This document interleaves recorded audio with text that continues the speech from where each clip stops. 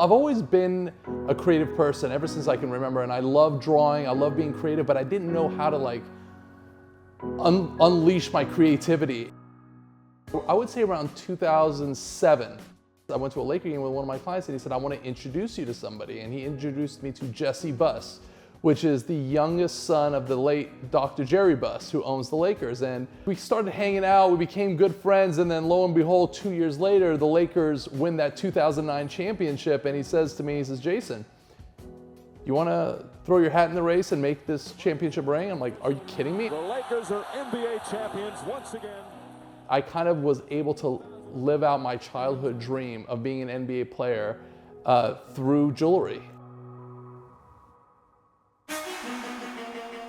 When you're creating a ring, it's a little bit different than creating an individual piece because the ring has to tell a story of something even deeper.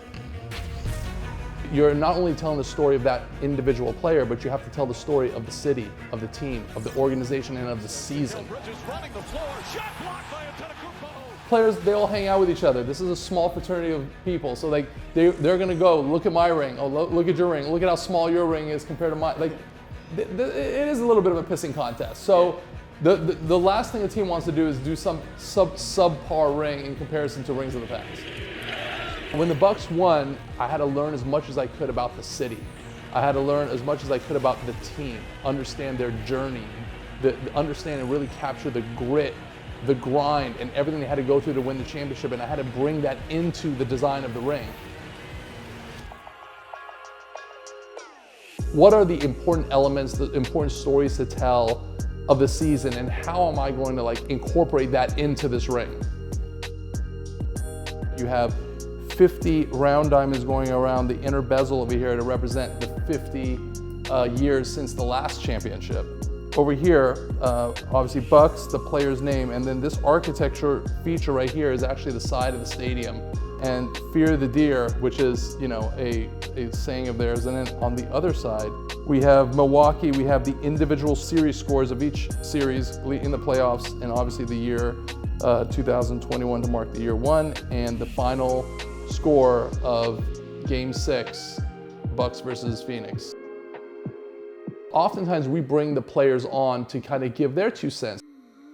There was a night that Giannis was in Greece and he FaceTimed me at a moment's notice and he's like, Jason, I got this idea. I said, Giannis, tell me what's your idea. He's like, let's do a QR code. He was eating at a restaurant. He used his phone to download the menu and he's like, that would be so cool. Let's put a QR code. So pretty much immediately our team went to work. We figured it out and we actually were able to print out a QR code on the inside of the ring that's accessible when you remove the top.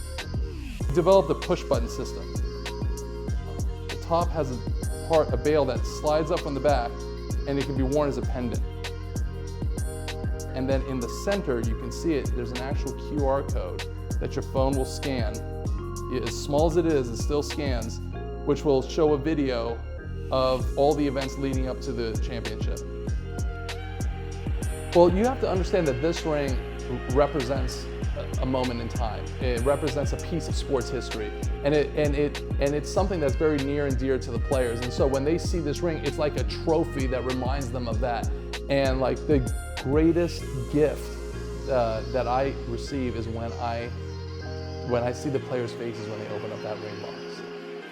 I remember how excited they are, and for me, that's the most gratifying part of my job.